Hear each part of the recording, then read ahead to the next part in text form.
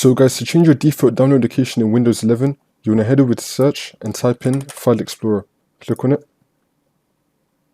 And now once you're on this, on the left hand side, you want to click on this PC. And then you want to click on the drive where you have Windows installed on. So it's going to have the Windows logo on it, that's so you know it's the correct one. It's most likely going to be your C drive. So now you want to click on it. And then you want to click on Users. And then you want to click on your username. And now you want to find the downloads folder. You want to right click on it. And then you want to click on Properties.